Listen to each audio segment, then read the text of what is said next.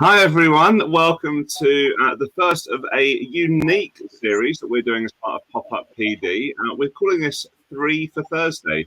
My name's John and I'm joined by Sue. Hello Sue, how are you? Hey John, I'm doing great. Thanks so much for putting this all together. I'm super excited. Of course, of course. So what Sue and I have been thinking is that we'd love to find a regular way that we can share some of the tips and tricks that we've seen have worked very well when we shared them as part of our webinars, as part of doing demos. But we want to be able to share them here on the Mote Teachers Facebook group. And then all of our videos, by the way, that are recorded here, also sit inside a YouTube playlist, which we launched last week. So I'd encourage you to check that out. Okay. Today, the way that we're going to do it is I'm going to share one tip. I'm going to jump over to Sue for another tip, and then we're going to close with a third. So I'm going to go ahead and start sharing my screen. I think you could also say that this is the start of our 3 for Thursday Mote series, Exactly. which we're excited about too. So. Exactly. Thank you, Sue. Right. So the first one here is just to let everyone know that we're really excited that with the latest version of our extension, which went live on the Chrome web store within the last 24 hours, you are now able to translate the entirety of Mote's extension into Spanish. And we are looking to roll out as many languages as possible. And I just want to give a special shout out to Manuel, who is the person that has actually taken it on single-handedly to take the Mote extension and, as I say, to put it into Spanish. So this is going to be rolled out across lots of other languages, and we're looking to seek help from our community. When I've done the quick demonstration, I'm going to share with you a Google form that I'll drop into the chat as part of the Facebook group. If you'd like to help out, it doesn't have to be doing the entirety of our extension, but just a little bit, just to chip in. We would love that. Okay, so what I'm going to do is show you how you would go about accessing Spanish. So this is the Mote homepage, as I'm sure that you know. And I'm going to make sure that I'm signed in. So just click up here and you'll see that I'm signed in with my Mote account. Scrolling down to the bottom of the page where it says access, you can click here, so on the globe icon, and then you choose your language. I'm going to leave mine as Espanol. And I'm going to show you how that looks when I jump into a Google Doc. So this is my Google Doc. For those of you that are a fan of the UK office, this is a script from episode number 1. I'm a massive fan, by the way. So up here, top right-hand corner, you'll notice when I click on the Mote extension, no longer is the extension displayed with the pop-up window in English. It's translated into my language of choice. In this case, it's Spanish. But more than that, if I were to jump into my Google Doc, and I'm going to start to leave a comment here, and let's just go for leaving my mouse hovering over the Mote icon. Hopefully you can see on the screen, it might be a little bit small, but you can see that even the text that pops up when I hover my mouse over the Mote icon is translated for me. When I go to the next phase, this is a wonderful television show, and I would recommend everyone watch it. You'll notice that when I now go through to the transcript as well, is it has all been translated for me. And so within all of the pop-ups that appear, it will all be there for me in the language of my choice. This is the form that I will be sharing, Internationalization of Mote. We'd be super excited if, as I say, if as many of you were to get involved as possible. And that was all that I wanted to share. Is there anything that you think that I should add to that, Sue? Anything that I've missed out? No, I just can't believe how much of an awesome global outreach, Mote is going to have now by being able to translate, the whole entire website, as well as all of the wonderful tools that are built right in with Mote as well. So that's something that's really exciting. Yeah.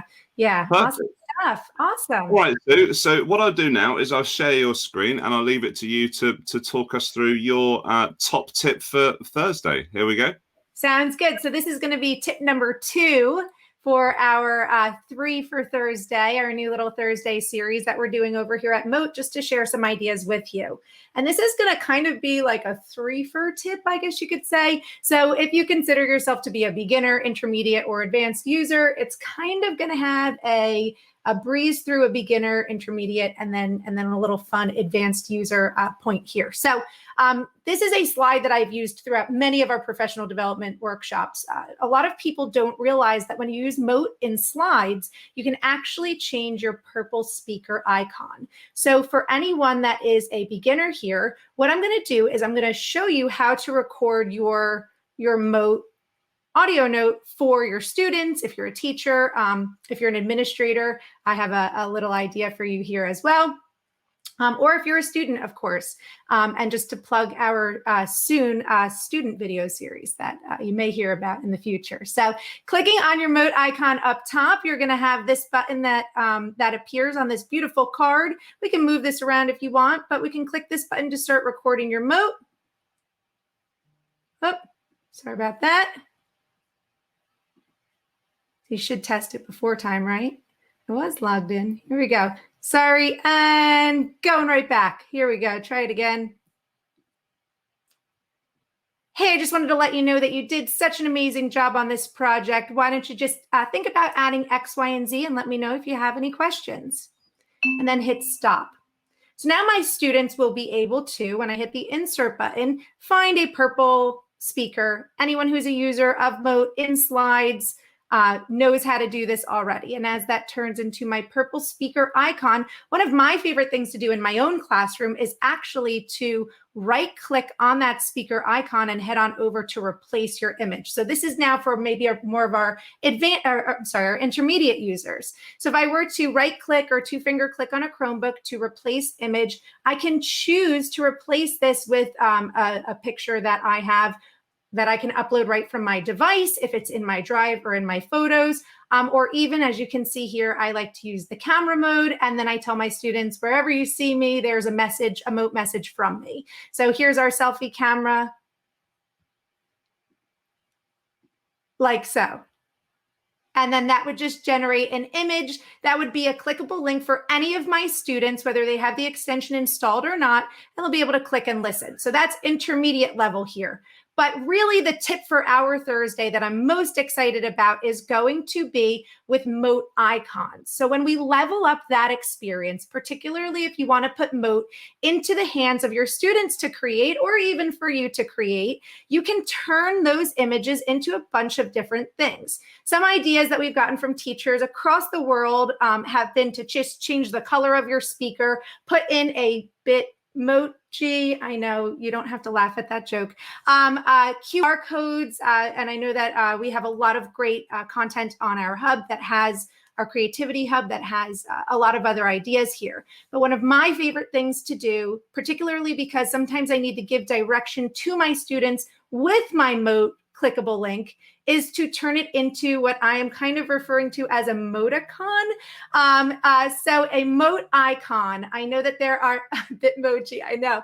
So I know that there are a lot of different messages that either you or your student may want to relay to one another before clicking on the link or just knowing that the link is here. So it's my plan and my big vision to really build up a library of different icons that can be used for Mote.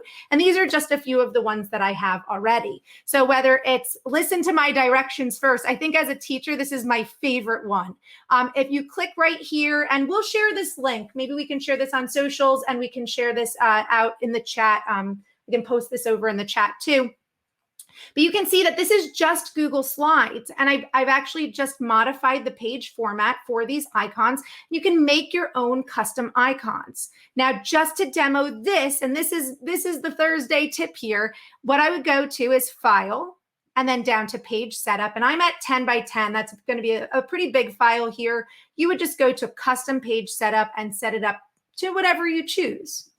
Okay.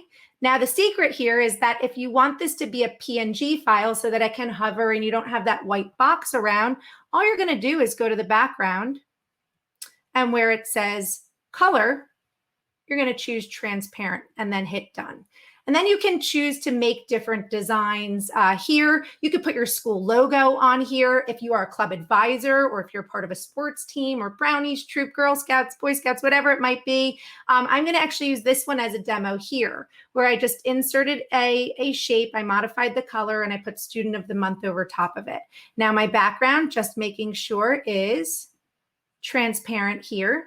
And then what I'll do is go File, download that as a PNG. So that's going to save locally on my device. If we fly back into my slides over here, I'll hop over this one really quickly to this. This was a slide that I used during our most recent administrator training that we had for getting your school or district on the Mote boat.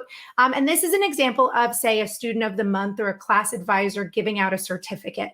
Sometimes you want to create a certificate and you want to give your students this virtual certificate, particularly if you're having a virtual award ceremony, and maybe you want to give them a little shout out using Mote. So you record your Mote over here. Congratulations, Dean. You are... And so on and so forth, because Dean Martin is obviously our Student of the Month. And what I can do here then, I'll just drop this down so you can see that I'm still in slides, is I can just simply right click or two finger click, replace image, and then choose upload this from my computer. And then right in my downloads is my most recent icon that I've just created. So that, again, this can be the school logo, this can be, this can be a Bitmoji, but this can be anything. This can be an icon that says, read these directions first, click here on this button. You're essentially creating buttons or icons for your students to be able to find those Motes a little easier on whatever assignment it is that you're sharing with them, or in this case, a certificate. That was absolutely brilliant, and that was a real treat as well. I feel like that you had some hidden tips there. I think you were doing some. You were doing like you had one tip, but there were lots of different elements to it. So maybe we should call this three squared tips for the 9 tip Thursday. Yeah. So for those of us who are maybe fans of STEM mode, Sue, there were some wonderful tips there. Thank you so much for that. I think that tip, that also the tip for Google Slides, when you were talking about changing the background to a transparent. Making the transparency 100% when you were choosing the color and then exporting that as a PNG is just such a nice tip just for slides usage in general, because then you don't get that clunky white background but behind the image, which just as you're demonstrating there. And I think there was some lovely, and I think that I would totally agree with you as a teacher. I think that those the icons that you have made, and I should say, big thank you to Sue. The icons that she was sharing there were all made by Sue. So thank you so much for that, Sue. And I think that was really exciting. Did you say that it was going to be possible to share that maybe as a Google Drive folder that we could make accessible to teachers? Yeah, I think that would be great. As of right now, they're all right on that one slide deck. So maybe we can even add a bit.ly for that slide deck, and then anyone can download. Or if anyone wants to submit an icon or an icon idea, you guys can email me at sue@justmote.me.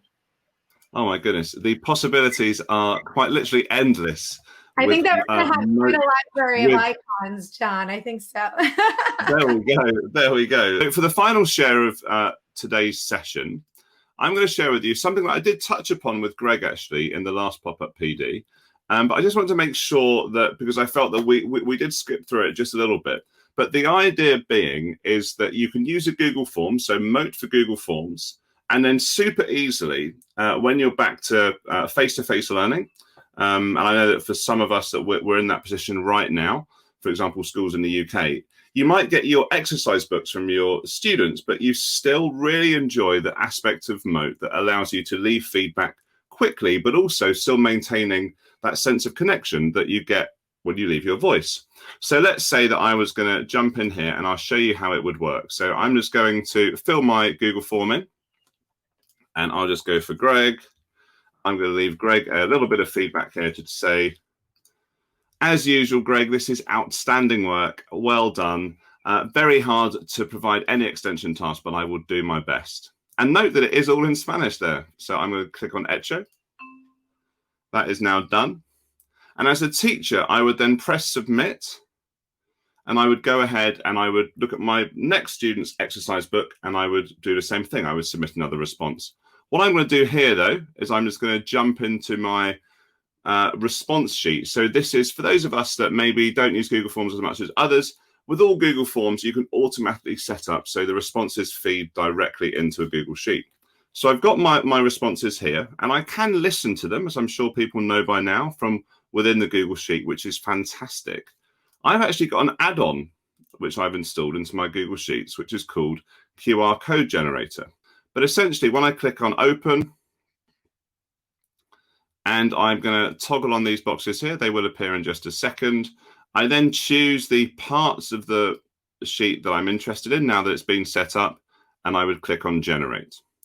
Generation takes a bit of time, so here's one that I've made earlier, and this is what happens. I then get a Google Doc, which has a sheet of QR codes that will have a specific link to each of those audio files I created.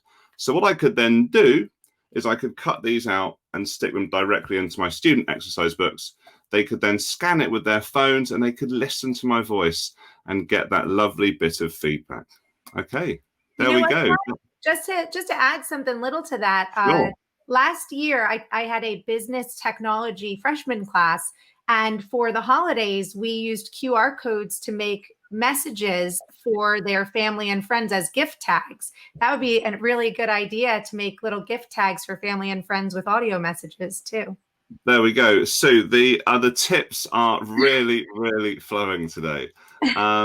So we've shared with you in our first of the 3 for Thursday series. It's a little bit of a tongue twister, but yeah. So as part of the 3 for Thursday, we've looked at a few things today. Just to recap, we've looked at the internationalization of Mote. Then Sue jumped on with a wonderful demonstration of the different ways that you can replace the images to make them really engaging for your students.